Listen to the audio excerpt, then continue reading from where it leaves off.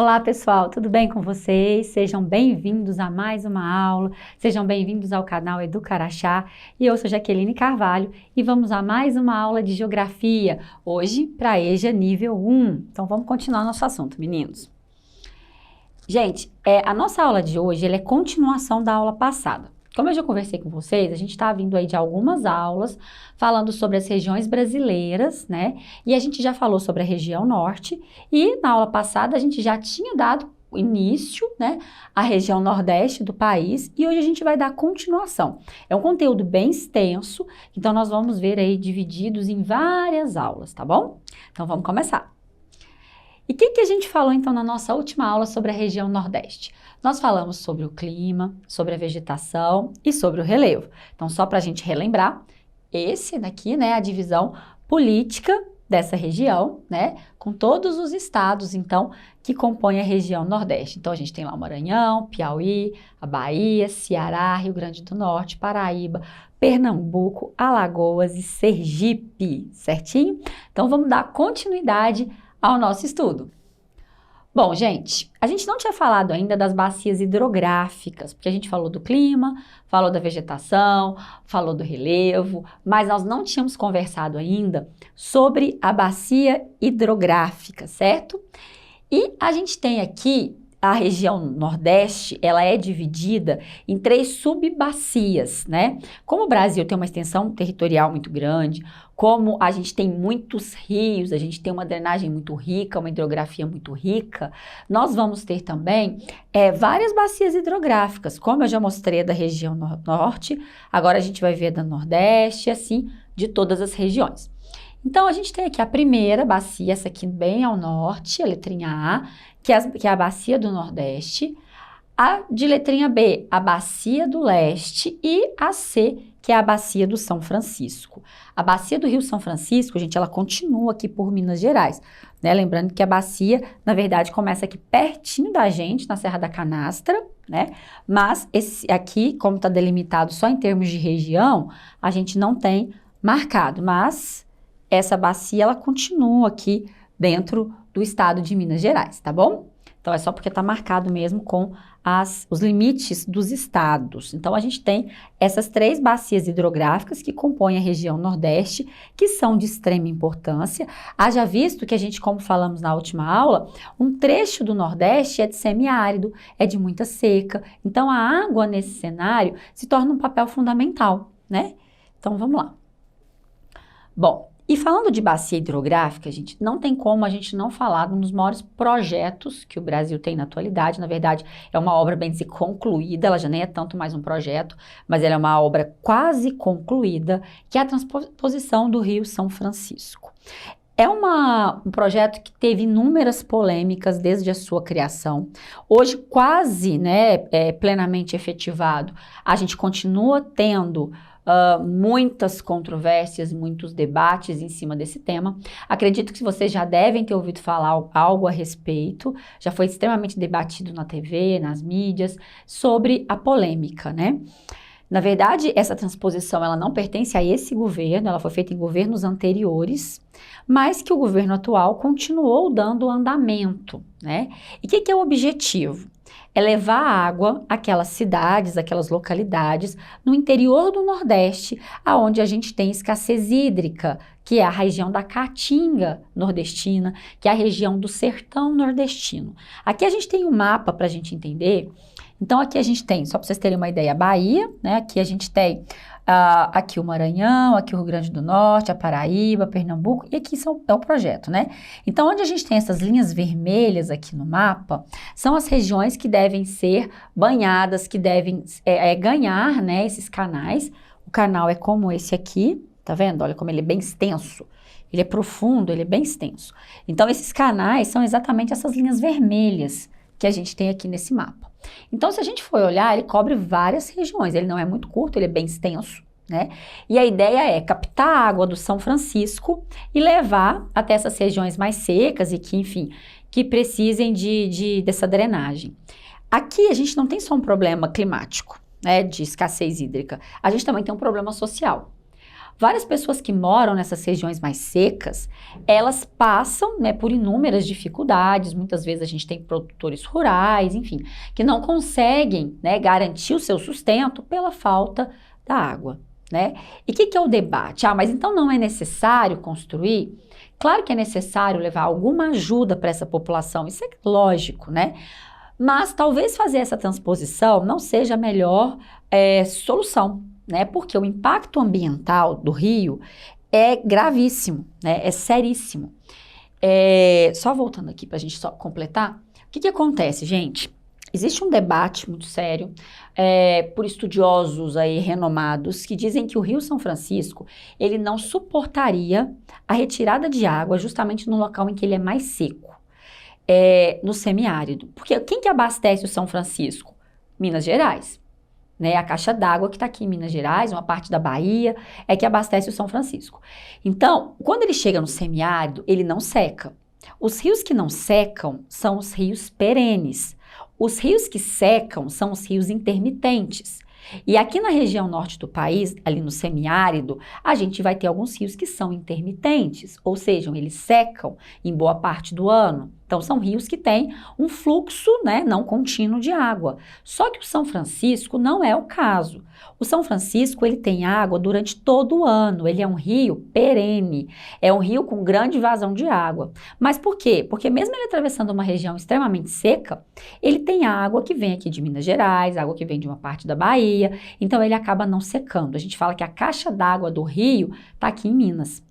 Só que tirar tanta água do rio em meio à escassez hídrica a qual ele passa no Nordeste, seria uma forma de atrapalhar, né, de diminuir a vazão e de comprometer a saúde desse rio. Então, tem vários estudiosos, vários ambientalistas, com estudos seríssimos que comprovam que essa não é a melhor solução. Tirar a água de um rio num local em que ele tem menos demanda, num local que ele recebe menos recarga de água, é você declarar a morte desse rio. Mas, enfim, é um projeto que foi à frente, mesmo com tantas críticas, mesmo com tantos estudos. É um projeto que evoluiu e está, bem dizer, pronto, praticamente pronto, tá? Para entrar em vigor. Vários desses canais já drenam aí em muitas regiões, certo? E, enfim, então eu estou trazendo aqui para vocês uma opinião científica, né, de vários estudiosos que condenam do ponto de vista ambiental. Mas é claro, algo precisa ser feito por essas comunidades. Algo precisa ser feito por essas pessoas que vivem nessas regiões de extrema seca. Talvez a transposição não seja a melhor posição, a melhor situação, tá? Bom, mas nem só, né, dessa questão climática vive o Nordeste brasileiro. Na verdade, a gente tem um patrimônio cultural, humano, magnífico nessa região. A região Nordeste, ela recebeu os nossos colonizadores, né? Ela recebeu os portugueses. Foi aqui que os portugueses chegaram inicialmente e começaram a ocupação do território brasileiro, ali no litoral, que é uma região mais úmida. Afinal de contas, vamos lá lembrar de Porto Seguro, né? Foi a cidade em que os portugueses atracaram, foi onde primeiro eles chegaram no nosso país. E por causa disso, e por causa dessa ocupação antiga da região Nordeste, principalmente na região litorânea ali, a gente vai ter um patrimônio histórico muito interessante. E aqui eu trouxe para vocês uma imagem do Pelourinho, né, na Bahia, lá em Salvador. Lembra muito as nossas cidades históricas aqui de Minas Gerais, lembra muito Ouro Preto, né? Essas cidades históricas aqui. Um casario lindíssimo, né? Um patrimônio lindíssimo. Então, a região Nordeste, ela também tem essa característica. Ela também tem, em algumas cidades, um patrimônio cultural, arquitetônico maravilhoso, né? Então, é fruto do processo histórico, do processo de colonização que essa região sofreu aí pelos portugueses e posteriormente por outras nações. Bom, e agora, gente, a gente vai começar a falar um pouquinho de cada região do Nordeste, tá? A gente vai começar a falar um pouquinho das sub-regiões nordestinas. Então, a gente vai pegar o mapa do Nordeste, vamos estudá-lo dividido, porque uma região da outra é muito diferente.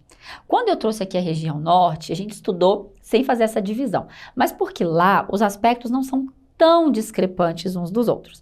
Mas aqui, no Nordeste, a gente vai ter mais diferença entre as regiões. Então, é importante que a gente divida e vá colocando as devidas características de cada uma delas, Certo, meninos? E a gente vai começar agora estudando, né, cada uma. Então, vamos lembrar quais são. Zona da mata, aqui no litoral, o agreste, o sertão e o meio norte, tá? Então, zona da mata, agreste, sertão e meio norte, tá? E elas foram divididas principalmente de acordo com o clima e com a vegetação original, né? Porque o clima e a vegetação acabam também ditando os aspectos socioeconômicos, né? Eles ajudam a contribuir na formação dos aspectos socio e econômicos. E a primeira região que a gente vai estudar nessa aula é a zona da mata. Só voltando aqui, é a região litorânea, tá? Então, nós vamos começar por ela. É a região mais desenvolvida, viu, gente? É a região mais desenvolvida da região Nordeste, é onde a gente vai ter a maioria das capitais dos estados nordestinos. Então, o que a gente tem aqui? Olha, a vegetação original era a Mata Atlântica. Quando eu falo vegetação original, gente, é porque resta muito pouco, né, da Mata Atlântica e de outros biomas aqui no Brasil. Então, é necessário a gente entender que a gente não vai achar mais essa Mata Atlântica nesses locais, porque, enfim, ela já foi suprimida por vários motivos. Então, a gente tem aqui, ó, a vegetação original é a Mata Atlântica, a área ocupada por lavouras de cana-de-açúcar. A cana-de-açúcar, ela foi introduzida na região Nordeste, principalmente na zona da mata, desde o período colonial, desde quando os portugueses chegaram e ocuparam a região. E ela se tornou a base da economia, né? O Brasil começou a se tornar grande produtor de cana-de-açúcar, até hoje nós somos grandes produtores em cana-de-açúcar, em açúcar, mas a base dessa produção atual, ela vem dessa época, do período colonial. Haja vista que o Nordeste tem clima e solo muito favorável para o cultivo de cana-de-açúcar. Depois a gente tem o povoamento mais antigo, né, e grandes cidades. Então, é a região do Brasil que primeiro foi povoada pelo colonizador. Claro que a gente já tinha índios morando por todo o território brasileiro, mas foi aqui na região da Zona da Mata Nordestina, aonde primeiro se teve as ocupações. E é onde hoje a gente tem as maiores cidades da região, que são justamente as capitais dos estados. Região mais industrializada e desenvolvida economicamente. Então, como a gente tem as capitais, como a gente tem cidades maiores, um clima mais agradável e um clima que propicia a ocupação, é na zona da mata que a gente vai ter o maior desenvolvimento socioeconômico, tá? É aqui que a gente vai ter instalação de várias indústrias e que o governo também, os governos, enfim, promoveram incentivos para que essas indústrias pudessem se instalar, tá? Então, de todas essas regiões que a gente viu aqui, a zona da mata é a mais desenvolvida, foi a primeira a ser povoada, tá? Então, é isso. E, gente, agora eu trouxe algumas atividades. A gente sempre vai fazendo assim, a gente vai tendo a matéria, depois a gente para um pouquinho, faz a atividade para a gente ir retomando o conteúdo, tá? Então, eu trouxe agora a atividade. Na outra aula, a gente não encerrou o assunto da região Nordeste, não. Pelo contrário, é uma das maiores regiões que a gente vai estudar, a gente vai dar sequência a ela nas nossas próximas aulas, certo? Mas vamos falar aqui das atividades. Ó, no sertão nordestino, a quantidade de chuva é tão pequena que muitos rios chegam a secar durante a estiagem e retornam a quantidade de água normal durante a estação chuvosa. Indique a alternativa que apresenta a denominação desses tipos de rios. Como se chamam os rios, né, esse tipo de rio, que seca em uma época do ano e ganha, né, retoma suas águas em outra época do ano. Gente, falei, tem um pouquinho, já estava falando disso. Então, olha só. A, rios perenes. B, rios permanentes. C, rios intermitentes. D, rios de regime nival. E, rios de regimes temperados. Gente, regime nival aqui, ó, para quem não conhece essa palavrinha, é a erosão da neve, tá? Do gelo. Então, vamos lá? Quais vocês acham que é a letra certa? Perene, permanente, intermitente, regime nival ou rios temperados? E aí, gente? Bom, os rios que secam em determinada época do ano, na época de maior estiagem, é a letra C, os rios intermitentes. Certo, meninos? Bom, depois a número 2. O Nordeste brasileiro foi dividido em 4 sub-regiões, devido à sua diversidade, tanto em aspectos físicos como em aspectos sociais e econômicos. pois podemos perceber grandes diferenças no desenvolvimento econômico entre as sub-regiões. A sub-região mais rica e desenvolvida no Nordeste atualmente a gente estava falando agora dessa sub-região, gente. Letra A, Agreste. Letra B, Meio Norte. Letra C, Sertão. Letra D, Zona da Mata. Letra E, Mata de Cocais. Qual foi a região que a gente acabou de estudar? E eu falei com vocês assim, gente, essa é a região mais desenvolvida da região Nordeste. É a letra D de dado. Zona da Mata. Certinho, gente? Bom, meninos, essa foi a nossa aulinha de hoje. A gente falou sobre a hidrografia, sobre heranças históricas e sobre a Zona da Mata Nordestina.